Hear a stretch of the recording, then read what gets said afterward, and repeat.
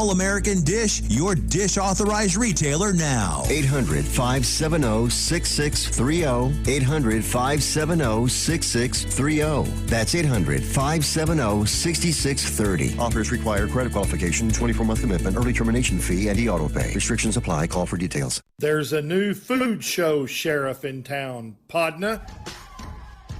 Trey's Chowdown Podcast Live will feature celebrity chefs and pitmasters with celebrity mixologists with creative cocktail menus from distilleries statewide. We'll have farmers, ranchers, wildlife experts, fishermen, and more, all for the culinary world and the foodies. Live from the Spoonie Studios on the iHeartRadio platform, Trey's Chowdown Podcast Live. And here we are back again for another episode of Trey's Chowdown Live, and I'm excited today because we have professional mixologists in the house. Mark, glad to have you here, buddy. Hey, good to be here, Trey. We're going to do our hot topics first, everybody, and then we're going to talk to Mark. Got a great show today.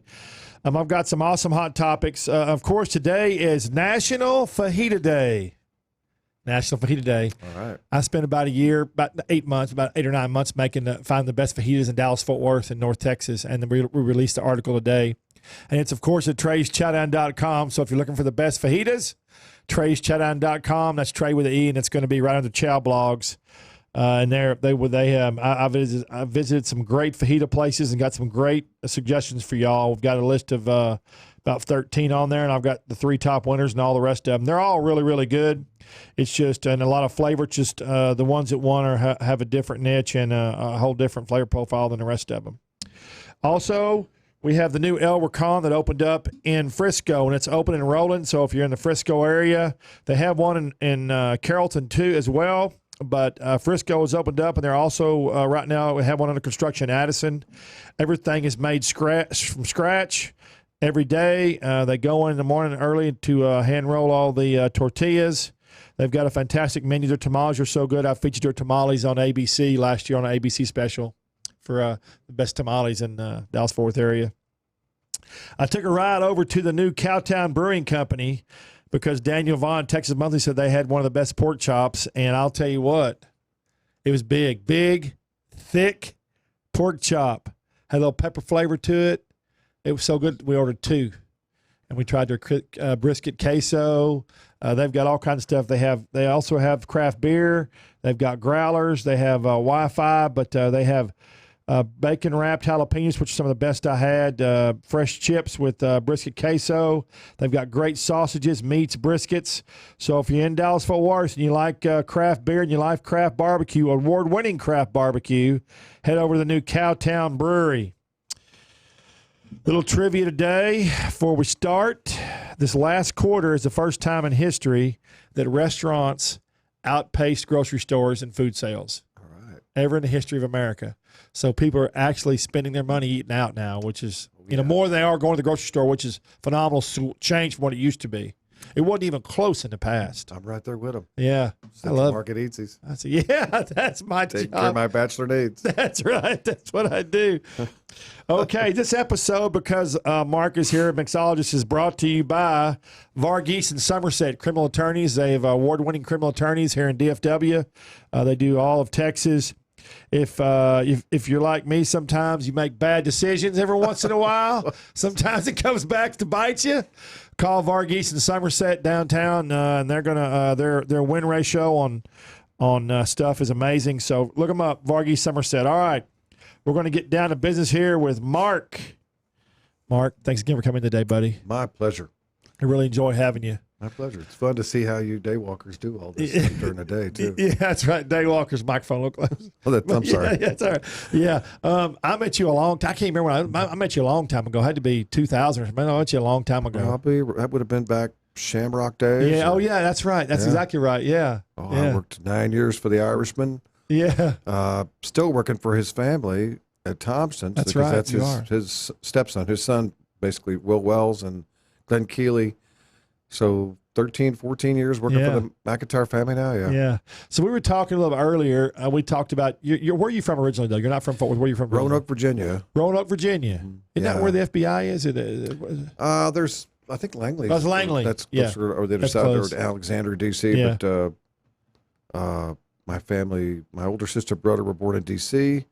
My dad worked at a little peanut store on Pennsylvania Avenue back in the Oh, wow. mid-'50s, but that's all gone now. But we moved to Roanoke, where my little sister and I were born, and then on to Frankfort, Kentucky.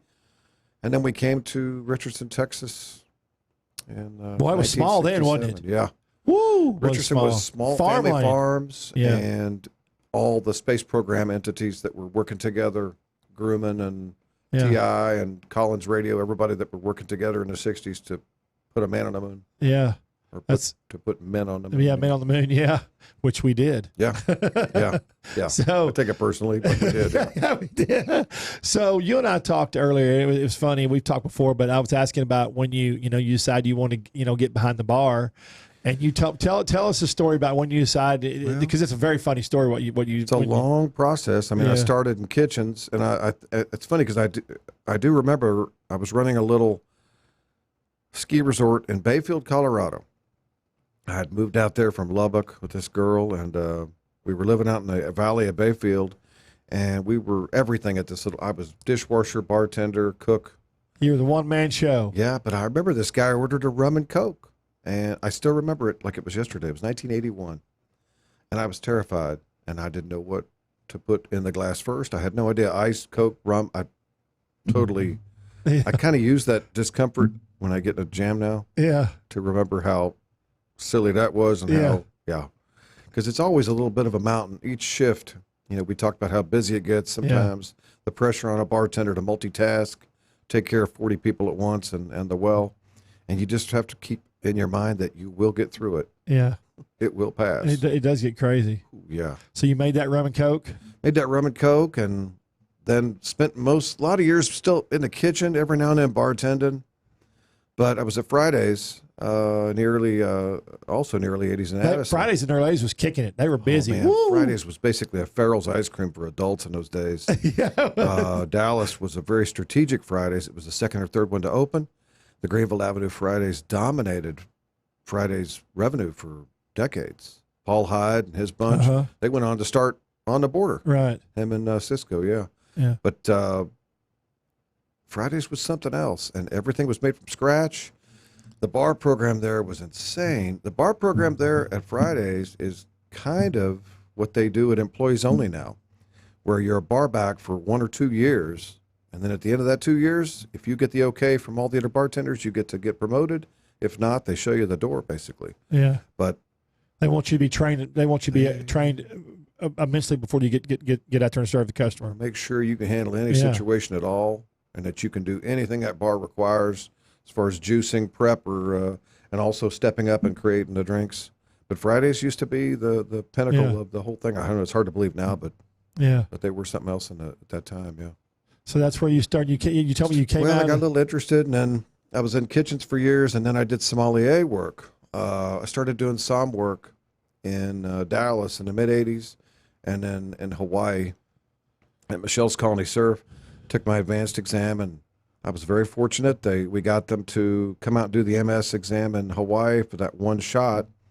And Michael Broadbent and his son Bartholomew Broadbent were on the panel, and that's 100 years ago. But doing som work in Hawaii is a lot of fun because you get to see this great. I mean, everybody in the world ends up in Hawaii. Sure. And the tastes are people have really good tasting in wine. Yeah. And I was working at Michelle's Colony Surf, which is a famous movie star hangout on Waikiki Beach by the Outrigger Paddle Club there. So we had a lot of celebrities in, and a lot of celebrities from Asia and from the West Coast, from LA, of course, and a really tough crowd. Robert Wagner. Yeah, I liked would always him. fold his beautiful 50 or 100 in a beautiful origami and slip you one. And just Bob Shapiro, Cheryl Ladd, Sigourney Weaver, Tom Selleck.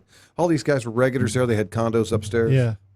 And a great place to learn wine service, Hawaii. Very different attitude toward it all out there. But after I did that for a number of years, I came back to Dallas in '95 and was working at Stan's Blue Note, Lower Granville, old buddy of mine, John Caulfield, and his gang. And I just could not readjust to Dallas. Kept moving west.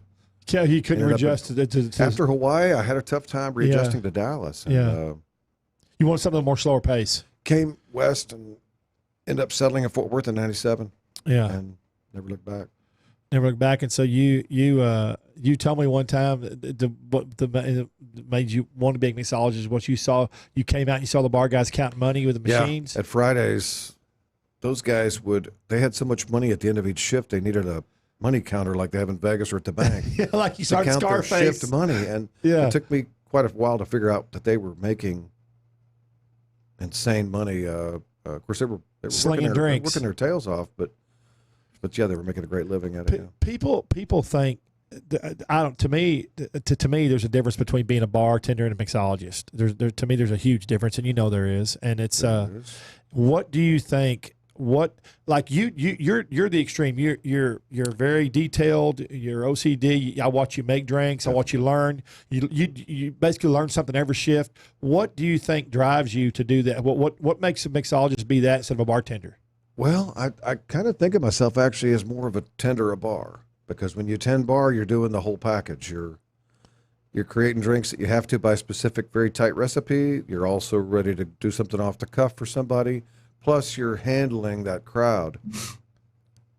In this business, you have to have, at this point, especially when you're as old as I am and as large as I am, people can't miss you. You have to establish presence in a bar. Sure. And that helps everybody on your team, too. If you establish that presence with the clientele, they come in the door, you make eye contact, you open the contract for service when you make that eye contact. Yeah. And everything after that is an opportunity for you to really wow those people and win them as a new regular. Yeah. I mean, you go fishing every day for new sales, new customers, and if you do it right, you leave every day taking care of your regulars at a high level and taking care of new business at a really high level, and then you're going to have a return on that. Well, I think do you think sometimes people are bartenders are just there for the job?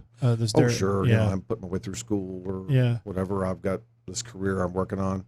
And a lot of those folks end up never leaving the bar. Never leaving the bar, yeah. Because they can't make the money. That's right. And plus, the debt that these kids are coming out of school with now. Oh, man. It's pretty insane. Isn't that crazy? But it's a great lucrative way to make a living. And yeah. You said something really funny. You said something very important. When you said when people come in, you make eye contact. Yeah. That's my biggest thing. 100%. When I go into restaurants or bars, and I do both a lot all week long, it's important. It changes the whole experience if somebody meets you and greets you when you come in and says, "Hey, how you doing?" Even if they're working behind the bar and they holler at you, or there's someone's house, "Hey, nice to see you. I'll be right with you." That's a huge thing. I think it sets the tone for what's going to happen the rest of the time you're in there. It does set the tone, and acknowledgement that they are in the building. Yeah. Already says, "Hey, how are you, sir? How you doing tonight, miss? Let me know if there's anything I can help you with." You're just already opening the door to let them know, okay, at least I know somewhere in here it's crazy, it's crowded, it's packed, but that guy seemed to indicate that I can go to him and get something and pay him for it and have him give it to me. Yeah. And then I make a commission off of that, and boom, there we go. But you also too, you treat everybody the same. I mean, you don't treat somebody who who's a multimillionaire. I mean, you treat everybody exactly the same, which is a great part of what you do. Well, you have to try, because number one, you don't know. That guy in the overalls can sometimes surprise you. Well, you know what Marcus Paisley told me one time when he opened up Clay Pigeon. We were in there talking. I said, "What's the most?" Because he traveled around, just like you. He worked in Hawaii, New York. And I asked him, I said, "What's the most significant thing you've learned to open up this restaurant?" He's got a 5-star restaurant here in Fort Worth. I said, "What's the most significant thing you've learned?" He said, "I'll tell you what I learned about Texas." He said, "The guy in the T-shirt and the holy jeans and the boots is a multimillionaire, and the guy in the $5,000 suit struggling day to day." He said, "That's almost always the way it is here in Texas." And he said, you have to learn that, and that's why you treat everybody exactly the same. You just don't ever know. Well, plus, you want to, if your goal is to treat everybody equally, you want to build this very diverse clientele. You want your clientele to hopefully reflect what's going on in the place that you live, like Fort Worth, and you want it to reflect the changes that are going on. But we do live in a melting pot now, because the clientele is, oh my gosh, it's so diverse. It wasn't like this 20 years ago. No, I I've talked about this with many people. The Blarney Stone in '99. Yeah, I remember the Barney Stone. Very successful place. I can remember Monday nights. I would show up at work at 5, and I had to wait in line at the door to get in, to get to the bar. It was all the AT&T, federal workers, county workers, city workers.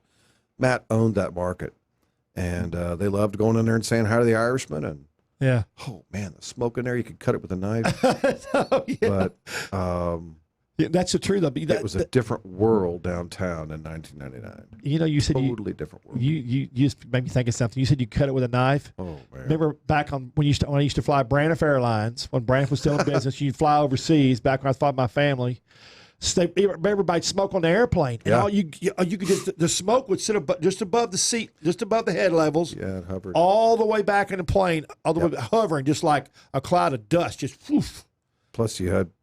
If you were that seat right behind the end of the smoking section, that guy in front of you probably smoking a cigar. Yeah, that's right. Yeah, I remember the pilot smoked, the flight attendant smoked, everybody smoked. Everybody smoked. Yeah. And that's what you said. That made me think that's what the bars used to be. I mean, they were like that way for a long time. Yeah. And it started going down because people quit. Less people quit smoking, but it was still smoky. And then when they cut it off, it's really changed. But some of the older bars you go into now, or the taverns or whatever, you can still smell the smoke up in the wood and the rafters and everything. Part of the character. Part of the place, character. yeah. Yep. Oh, I've worked in some places that so many weapons and so much smoke, but hey, part of it. You know. That's part of the allure. That's part of the attraction. Yeah. I mean, you do what you have to do at your time. That's it was very modern. The system we had at the Blarney was the most modern there was. Yeah. But you look at it now, and the system we have at Silverleaf is an air scrub system, so it scrubs every bit of that air every 7 minutes. We didn't have that at the Blarney. They didn't have it back then anyway. We had a system that just basically pulled the air through them. And that's one reason we're smoking ordinances. I didn't tell anybody before we started, but Mark is at Thompson's bar. I call it Thompson's Library Bar. It's what's supposed to be called Thompson's Library Bar, which I've done an article on, downtown Fort Worth, which I love it. It's like an old library. It's 3 stories, correct? Mr. Thompson's old bookstore, yeah. Man, Mr. Thompson, I love that bar. Yeah. It's just got character. Yeah, and then, of course, I love Silverleaf Cigar Lounge, which is another phenomenal place in downtown Fort Worth, which we're going to talk about a little bit. We got a cool event coming up tonight there. It's really neat. But I love the character of the Thompsons. Look, here's the deal. When I go in to drink, I like it to be cozy and be friendly and feel good and be kind of tavernish, kind of tavern feel, and Thompson's got that whole package in one. Yeah, you can go up, you can go down, you can stay in the middle, but it's just cozy. It's just a neat feel. That designer there, Leslie Marshall, she is brilliant, and she is as beautiful as she is brilliant. She did a fantastic job. She's a very busy young lady. She does restaurants and bars all over DFW, I know, and Texas, and she goes to the Philippines once a year for a big art project for kids. But the little detail stuff that she did in Thompson's, those book leaves, those pages on that. Yeah, that's neat on the arches. Yeah. I put that in my article. When the sun in the fall is my favorite season there, because the sun hits that and hits those pages and it just lights it up. It's her detail work on all 3 floors has paid off for them for 4.5 years now. I mean, people come in there and they are definitely oohing and ahhing. Yeah, it's a neat deal. And like I said, it was Mr. Thompson's bookstore. I have an old friend from high school, Michael Schoenbender. He's up in Sioux Falls now. Sioux Falls, Idaho. He's the man for commercial real estate in Sioux Falls, but South Dakota. But anyway, he bought his textbooks for TCU at Mr. Thompson's bookstore. Oh, that's neat. In '78, yeah. That's neat. So, pretty cool. Yeah, there was a recording studio up top for a while. That went away when I got Thompson's. Okay. Yeah, it was. They recorded. I don't know. It was up that there. whole end of town, really interesting. Yeah. I mean, Randall's. Yeah. The old restaurant over there.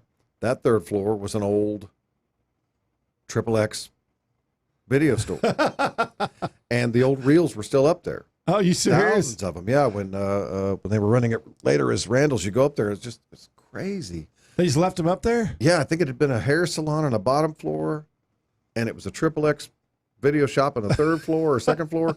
But yeah, they got left up there during all the renovations, and of course it's all gone now. But, that end of town used to be pretty dark and not lit. Yeah, and, dude. Of course, I was there at the Blarney Stone, but that end of town has it's everything.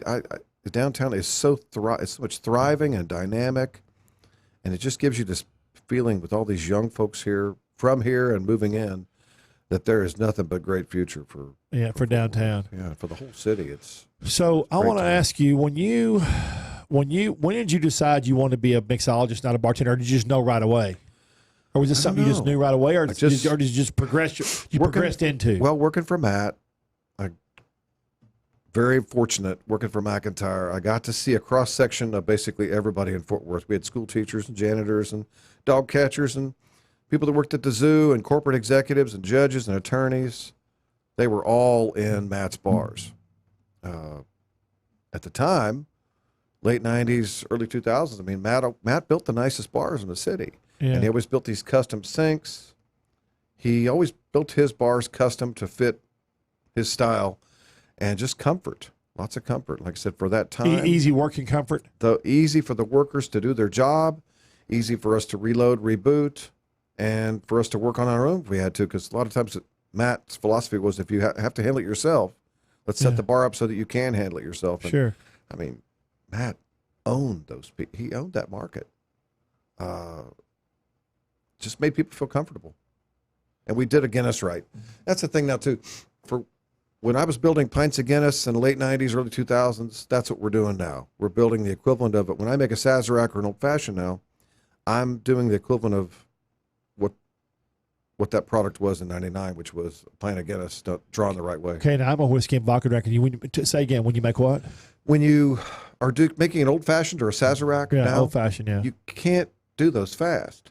You have to slow things down for a moment, especially a Sazerac. It has to be the glass chilled.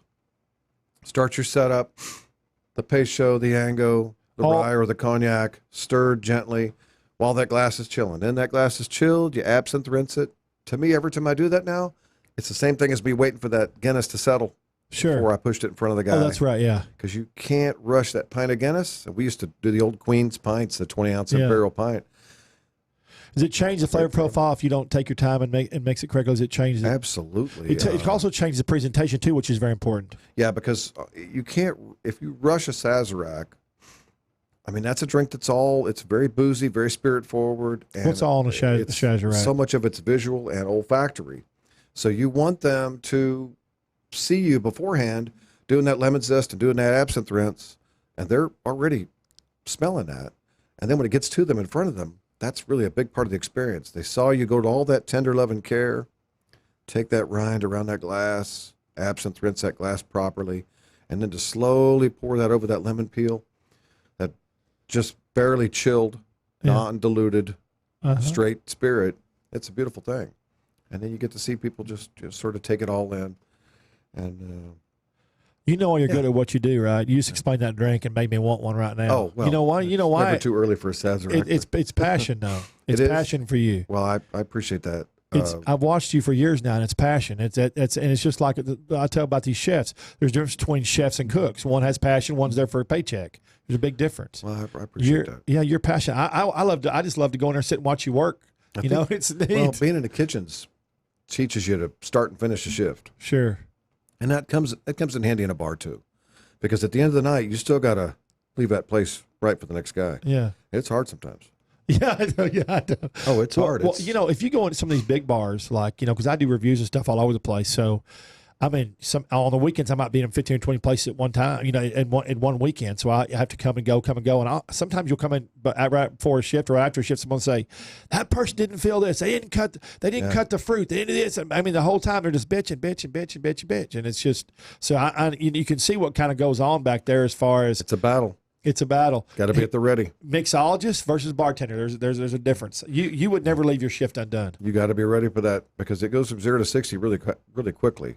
And, you go from having 3 customers at the bar to 25 and sometimes in 5-10 minutes. And you have to be in a position to show them when they come in, they have to see the confidence that, okay, I just came in with 25 people. Am I going to wait an hour for a drink? Oh, this guy looks like he's hustling. Yeah, okay, I'll give him a chance. Oh, hey, he ran through those 8 people pretty quick. I'm going to get a drink. All right, awesome. My philosophy is if you get the first 2 drinks out in a reasonable time for that party at the bar or the party at the tables, you've won the battle. because Americans will go somewhere and, number one, they don't get approached quickly to start out with. Number two, they don't get that first drink or that first meal order done. And then they don't have confidence in ordering more. We're going to break. We're going to be right back with Mark after our break.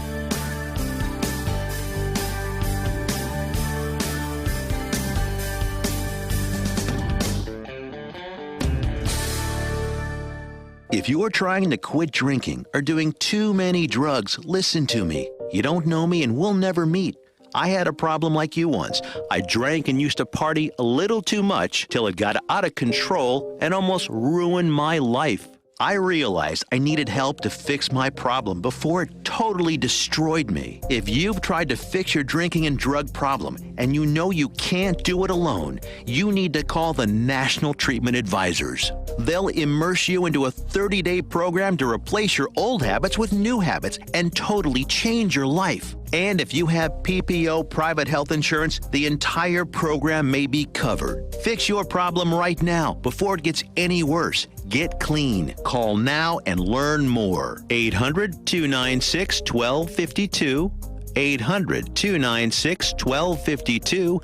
800-296-1252. 800-296-1252. Fast Track Student Loans can get your student loans out of default, stop any wage garnishments, stop collection calls, and stop seizure of your tax refund. Give yourself a break. Stop the stress and get your student loan payments down to as little as $25 a month based on what you can afford to pay. 800-709-4395. 800-709-4395. 800-709-4395. 800-709-4395. Now you can fly anywhere in the world and pay discount prices on your airline tickets. Book a flight today to London, Paris, Madrid, or anywhere else you want to go and pay a lot less guaranteed. Call the International Travel Department right now at Low Cost Airlines. 800-452-1075. 800-452-1075. That's 800-452-1075. Hey, and we are back for some more episode of Trey's Shout Out Live. Kind of caught me off guard. Him and I were just chit-chatting up all kinds of stuff. All right, so we were having a conversation. I'm back here with Mark, mixologist, and Mark Irving, mixologist. And again, you can find him at Thompson's Library Bar downtown or Silverleaf Cigar Bar. He rotates. We're going to talk about that a little bit more here in a minute. But Mark, you and I were talking about, this is something that's really interesting to me. We were talking about wine corks earlier. And I never knew, you kind of know what, you know what's going on with that. You took a trip over to, where'd you tell me you were in France? No. I was very privileged to go with the Central Market wine buyers from Jonathan Texas Clark. to Champagne and Burgundy in 2007. Yeah. JR had an extra ticket. I certainly took it. And we were over there in Burgundy about 7 in the morning in the cobs underneath this beautiful winery. And this guy was describing, we were telling him that his synthetic corks were really, that they had this really authentic feel to them, like a real cork. Now, hang on. We're saying here, don't lose your train of thought. We're talking about corks with real cork versus synthetic corks with no cork. So get this in your mind. A real cork with cork and a synthetic cork with no cork. And I'm sure you know if you drank wine or pop so many bottles, you know. So go ahead and finish your story. So you were there and you were talking about the cork. Well, he had switched over to a synthetic cork a few years earlier because of the corkage issue, which we talked about earlier. Right. And he mentioned that he got them from some crazy Texas guy. Right. And it was Al McAuliffe. Yeah, Al McAuliffe's company. Yeah. J-Mac Industries. Many companies that Al has that make all kinds of products and O-rings and sprockets and gears and stuff that you cannot have life without. Yeah. And tell us tell us what you learned about the corks and why they were so important and what the loss ratio is on those things. Well, I knew that from working at Texas Art Gallery Wines years earlier that at that time in the mid-'80s, about 10%, of course that's a low-end estimate, about 10% of all the wines in the world at any point were corked, meaning there's a bacteria that grows in that cork, and when you open that bottle of cork, it smells just like a dusty attic. Okay, you're right. And that's what tells you that wine is corked, and that wine is no good. Right. That organism in there, the organism in the corks, they would bleach the corks in Portugal to try to kill them. It turns out years later they found out that they were actually encouraging the growth of these microorganisms when you bleached by them. adding more of these chemicals. The animals had figured out a way to survive that process. And by animals, you're talking about Little the tiny growth, little microscopic things inside that the cork. when they die or whatever, they're exposed. That's what gives you that corked smell. So you have more and more wineries every year switching to synthetic corks. So if you go in and talk to JR, he'll tell you that about 10 to 20% of his inventory every year switches from the old style of cork or a hybrid to a total synthetic cork. And It's a I big think deal.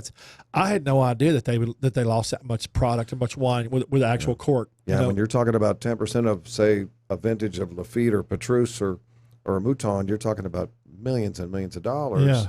And plus, it's out there representing your product badly. Right. And somebody at this beautiful dinner or anniversary is going to open up that wine and get a really bad attitude about anybody, whether it was Madavi or anybody else. Yeah.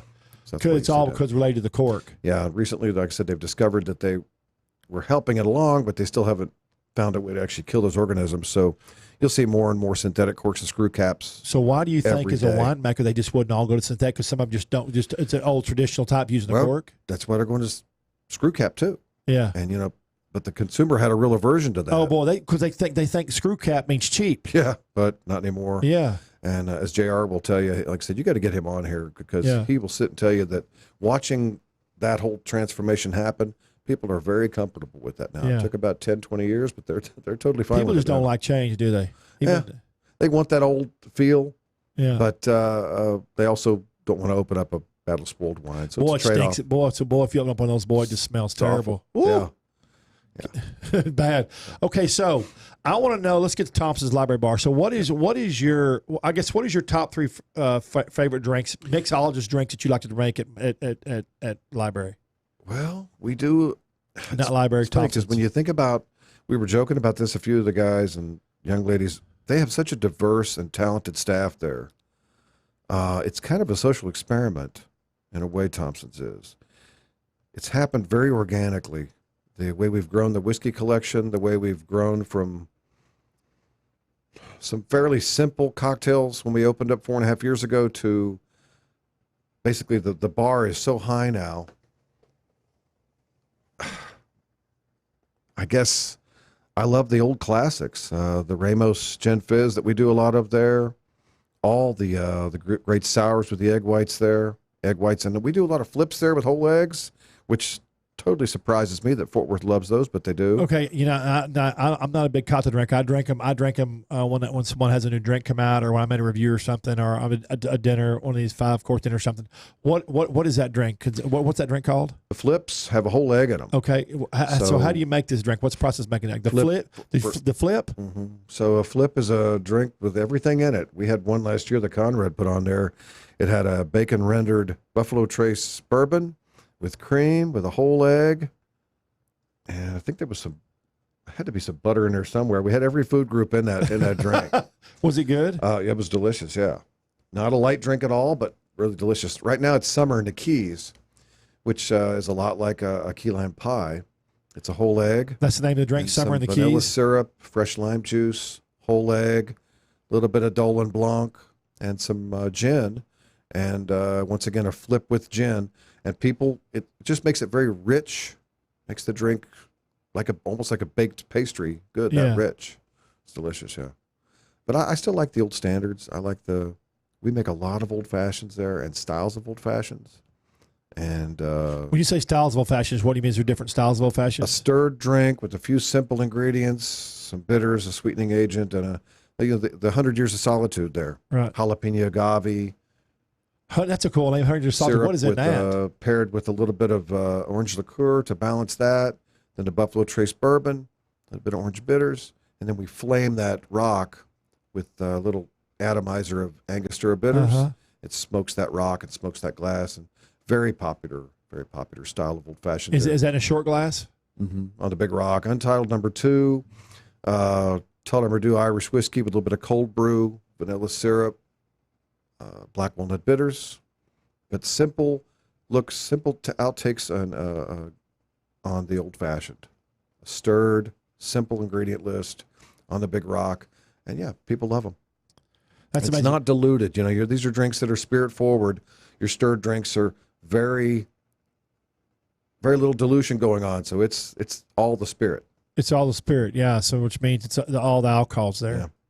Yeah. You get your shaken drinks, you get a lot more dilution, a whole different experience. So okay. So I didn't realize that. So when you shake a drink, when you shake it, it gets more dilution. Much more intentionally, yeah. Well, it's more intentionally. Mm-hmm. That's why people say shaken, not stirred.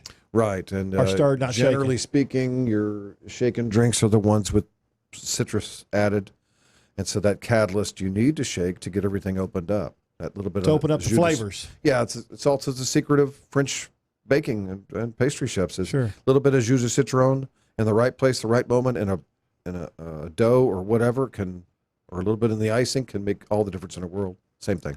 Is that why like Mojito, I see them all put that thing on their hand and smack the leaf in their hand? Oh, the mint, yeah, or with the basil, yeah. You open it up when you smack it around a little bit.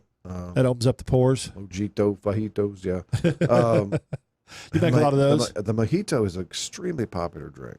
Basically, what you're doing with a Mojito is you're taking a little bit of mint, half of a lime in 4 sections, and some syrup. And so you're making, whether you're using sugar or syrup, you're making a mint lime syrup. And you're adding rum to that, and boom. It's a very refreshing drink. Mm-hmm. It's not a heavy drink. To me, and you want it to be kind of tart. You don't want the sweetness to overtake. You want there to be a balance of citrus there to where you're trying to let the customer know that that's not just some sweet concoction you threw together, but there's actually a balance of citrus and sugar, and that they can taste the rum. Yeah. And you don't want to mash that mint up. You just want to tenderly, sort of gently work that mint a little bit just to get mint's a funny weed, very, very powerful. So it is a weed. Yeah, it is a weed. Yeah, okay. It'll take over everything in your garden if you don't put it in the right spot. But mint will grow in all seasons. Mint will grow in the mint will grow right now in your yard, 110 degrees. It doesn't care. But mint's, if you gently muddle it with some citrus and some syrup, you get a lot out of it. And it's a beautiful thing, yeah. Is it are some mints stronger than the others that come in there? I mean, it's same weed. Could it be stronger than others, or they're all pretty much the same? I don't know. I use a pretty good handful of it, but I think just seasonally, you'll notice when it's those big, beautiful leaves, you'll just open up the package and it just bursts out at you. So I'm assuming there are times of the year when it comes through stronger, but sometimes the mint's beautiful, sometimes not so much. But yeah. It's a year-round product. You use lavender? We do. We have a beautiful honey lavender syrup that we use at Thompson's. We make all our own syrups at Thompson's. That, once again, that crew there, they work so hard to keep everything prepped, all those juices, all those syrups. But when they do that, it allows Thompson's to control their destiny. You're not buying your syrups or mixers from anybody else. You're making them all in-house. Yeah. Very much like a kitchen. Y'all make them in the house? Yeah, there's a prep room upstairs with our offices on the second floor. I didn't know that. I thought okay, so it's like a from scratch restaurant. Oh, it's a from scratch bar. Very much is like a scratch restaurant, Thompson's is. And same at the usual. You have to have a very high standard of production, and that goes all the way through to your drinks. So you're not just slopping that juice together, you're filtering that juice, and you're not just slopping those syrups together, you're making them right and keeping them fresh. And those syrups are the backbone of the menu at Thompson's. And y'all make that's simple all through all the others. They make all the syrups upstairs. Mm-hmm. Yeah. How is it one person, or do y'all take turns? It's a crew, and they are so fortunate at Thompson's that they've had people come through there that could be set in their ways and experienced, but also flexible. That's a tough thing to do. Yeah. I mean, I thought I knew a little bit when I started at Thompson's. Well, I quickly learned that from a guy named Matt Conrad that I didn't know that much about whiskey or bourbon. Conrad put us all on notice about, and he helped us all, really opened his arms, really, and welcomed us in to learn as much as we wanted to about that spirit. Yeah. And this guy knows the molecular count of, he's just insane. He's selling tequila on the side now for another company now for Illegal, but if you want to know something about whiskey, I say go talk to the whiskey whisperer, Matt Conrad. at Thompson's. And Y'all have a lot of whiskeys there, right? but because he's been such a great prophet of all this, of everything whiskey and bourbon, he's helped us all learn. And of course, there's a lot of other leaders on the staff there too that know a lot about their whiskey and their bourbons. So just that whole crew really lifts you up. They really, you have to work at a different standard. How many whiskeys do you have now at Thompson's? Well, we were up over 400 for a while there earlier this year. I think we're looming around 380, 400 now. You know, when you started, they wouldn't have that many whiskeys. No, we thought we had a lot. Yeah. And we no, when you started in the 80s, it didn't have that many whiskeys. No. They weren't near that. They didn't make that many. So no, somebody had to do the heavy lifting. Yeah. To sell Jim Beam and Jack Daniels all these years. Yeah. But the market is definitely crazy. Yeah, I drank a lot. You know, I drank a lot of whiskey. We've got $600 a shot Macallan M at Silverleaf. Yeah, you do have seen that. $375 a shot Balvenie 40 there. And people used to drink Louis Trey with all those occasions. Now they celebrate the closing of a contract. 4 guys from Chicago, 2 guys from Cleveland. They celebrate it with 21-year-old or 25-year-old Macallan, or how much is that a shot? 40-year-old Macallan doubled in price last year, 25. So that's kind of priced itself out. But they'll go to the Macallan M of all things at $600 a shot. And you're like, okay, folks. Not a problem. But that's where we are right now. We get offered several new whiskeys a week. Both bars do. And you have to be very discerning about, can you sell that rye? What's the price point like on that? Are you going to crowd your $12 to $20 a shot whiskeys, or are you have to be very careful now about what you pull in. You got to look for values, but you also have to take care of the high-end market. So let's scoot on out. Let's leave Thompson's Library Bar. We're going to scoot on over to the Silver Leaf in Sundance Square. So Silver Leaf has been there. Been there a long time. 5.5 years. 5.5 years. It seems like 10, but yeah, 5. It was a parking lot before. That's right. It was a parking lot before. Yeah. Everything there was except for where the bird is, which was the saucer. Yeah. Brian Lunzer, who's considered basically the unofficial photographer of Fort Worth, he's got on his website somewhere a time lapse that he filmed from his apartment in the tower. Oh, wow. Of that turning from a parking lot into what it is now. And I really consider us to be, we're the filet mignon center cut right there of Sundance Square.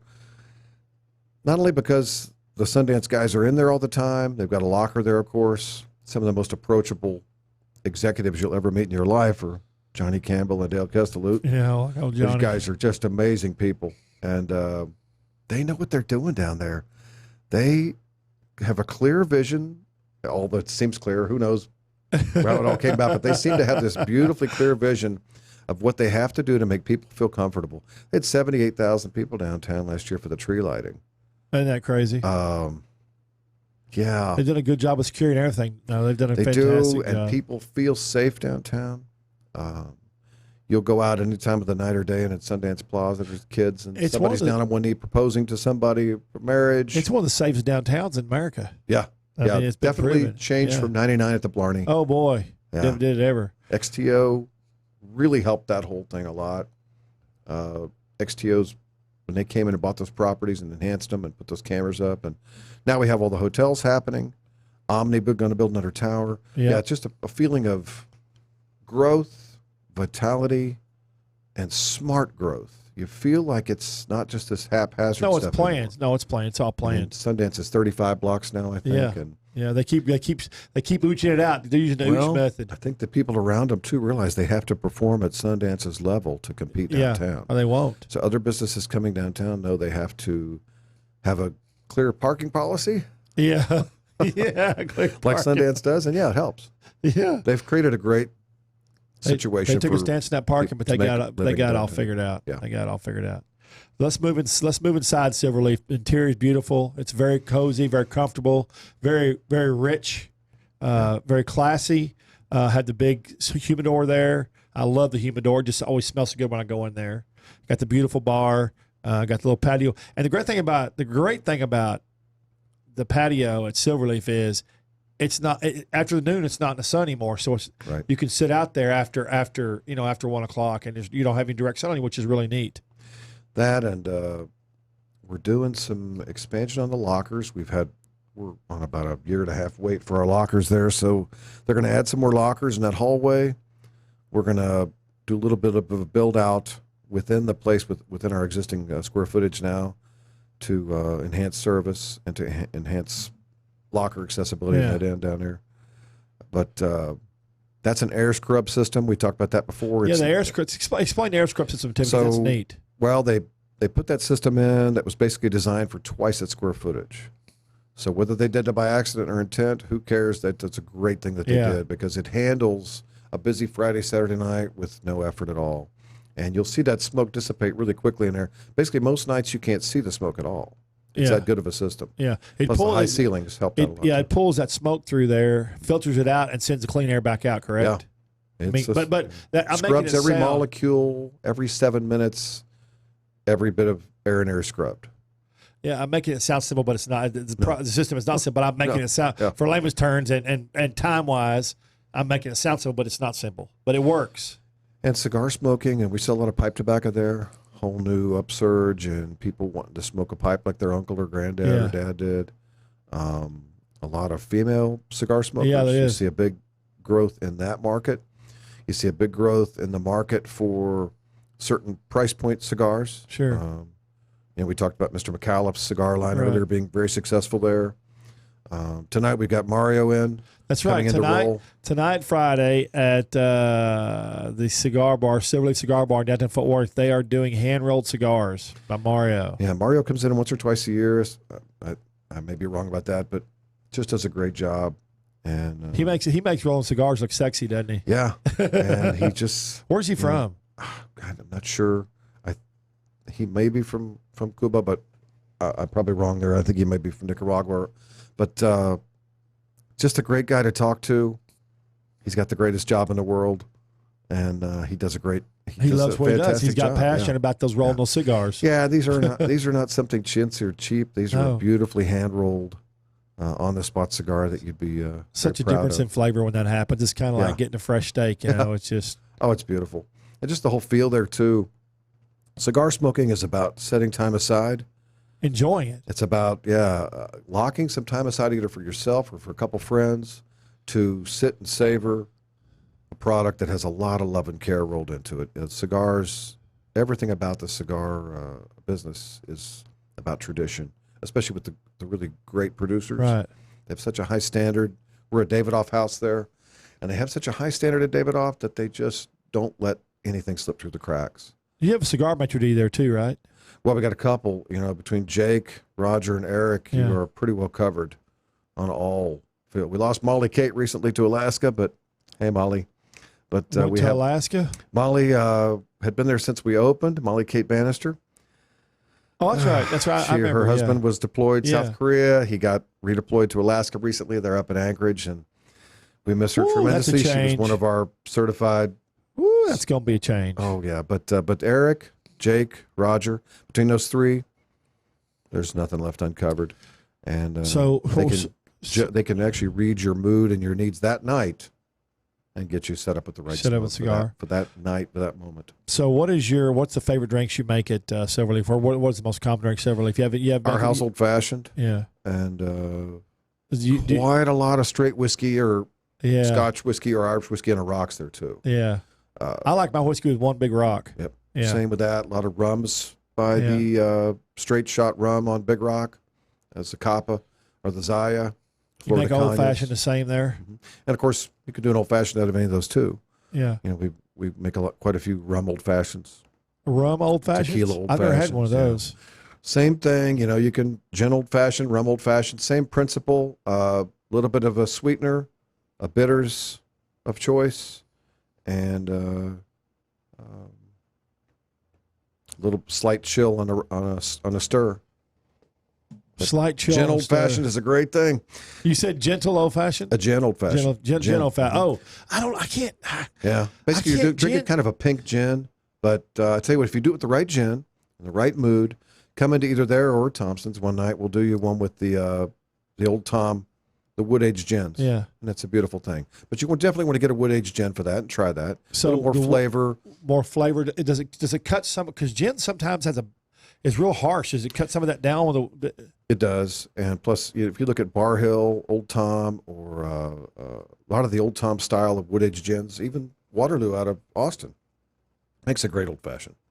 so Tequila old fashioned or mezcal old fashioned also. have you had any of the Blackline gin from here in Fort Worth, the Blackline Distillery? No, I Okay. think we're supposed to see some of their product at Silverleaf next few weeks, but Okay. Do you do their whiskey? I'm not sure if we're doing their whiskey Okay. yet now. Just curious. I did a big article on distilleries most of them. I really liked the place. It was a neat deal. So much going on distilling in Fort Worth oh, right boy. now. I can't believe it. 20 years. I find out every day about places that I don't know exist Yeah. that are 4 blocks from me. Yeah. Isn't that crazy? Yeah. It's So, just a distillery. So, so with gin, what is the most popular, say, in the mixologist business? Is it whiskey, vodka, gin, vodka, whiskey, gin? What is it? Right now, depending on the bar, because I would imagine on the 7th Street bars, your vodka count's going to be really high. Yeah. Is it because you can't taste? Is because there's no different flavor age in groups. vodka? Well, it's the age groups. Although I would say in the last 5 or so years, I've seen so many millennials and ex-gens move to whiskey and bourbon. Pretty surprising, but they're Do you think it's because they've made the whiskeys a lot more flavor and took out some of the harshness? Because a lot of the whiskeys you taste now are very flavorful. They're very good. yeah. I mean, they're just good to drink with just ice. They're really good. Yeah, they're really good. They're easy to drink. They're accessible. You can find them. Yeah. And but yeah, I think a lot has to do with. Of course, it's very popular. You know, I get asked, why don't you have Blantons? Well, they don't make much Blantons, you know. And sir, we don't have Blantons right now. Oh, well, I got to have Blantons. Well, you know, good luck. Small batch, small batch, small batch. At the same time, I want to find that guy something else that's going to fit his bill. But yeah, premium bourbons that, I mean, when Elmer T came out with Blantons in the 90s, he was using it as gifts. Right. And people told him, he said, I'll never sell this. And I said, no, you should sell it. Nobody's ever going to pay $65 a bottle, he said, for a bottle of bourbon. Well, Here we are. here we are with the medium being 65 Yeah. now. Yeah. And Hey, that's true. Got a lot of guys out there spending $100 on a bottle of bourbon now, not thinking twice about it. Yep. That's probably that's close to average, isn't it? But I would also recommend you go out every now and then, try a tequila or a mezcal old fashioned. Now with those, you're not going for sweetness. You're going for the smokiness, maybe blend a little bit of mezcal with some reposado tequila. So you're going to get a smoke and the wood, not your traditional Angostura bitters, maybe some Oaxaca and Mole bitters, a little bit of pinch of agave instead of simple syrup, but a beautiful smoked old fashioned. Yeah. So what? Before we got about a minute and a half left here before we go to closing statements. What's the difference between mezcal and tequila? Well, mezcal's a type of tequila. Right. In most cases, a different process and tradition with the smoking. And So one's smokier than the other, correct? yes. Because you can get some mezcal that's real super smoky. Yeah, and it's all this beautiful traditional craft of the burning of the straw and the plant. So you should have Conrad on to explain this process meticulously to you. But for instance, Leon Bridges, he's always been a Lafroig and Lagavulin drinker. Every time I've served him in the past 4 or 5 years at Fort Worth. The last 2 times I've seen him at Silverleaf, he's trying mezcals to match that smokiness that he got with Gotcha. Lafroig or Lagavulin. Gotcha. So you have folks sort of going back and forth between distilled spirits now to get certain profiles, and the smoke is a big one now. Cool. Mark, I really appreciate it. And if y'all are looking for Mark, again, Silverleaf Cigar Lounge downtown, Thompson's Library Bar downtown. They're not but about 4 blocks. Matter of fact, you can just go to each one of them. We released an article this week. My website, I released an article this week on the best distilleries and spirits made in the Dallas-Fort Worth area. Spent a lot of time, spent months going to different distilleries and going back and visiting for 2nd and 3rd time, some of them 4th and 5th time. But the article's fantastic, and that's if you go to TreyChowdown.com, that's in our drink section, or you can just go to drinkwithtrey.com, very easy. You can find that article. It's a really good article. It has all the distilleries in there and the spirits as well. I've got one spirit that does not have distillery yet, but they are working on it, and that's Noble with vodka, which is a grapefruit. Have you ever tasted that Noble with vodka? It's very good. It's only vodka in the world made from grapefruits. Okay. It's a neat backstory. Also, too, again, we released our National Fajita Day story, which we released today, and it's at TreyChowdown.com in the blog section. It's got a great a great many restaurants and fajitas, different types of fajitas on there. Also, you can get I recommend Beto and Sons over Trinity Groves. They're our third place winner, and they have an amazing nitro margarita made with nitrogen, and it's a phenomenal margarita. It's a really neat deal.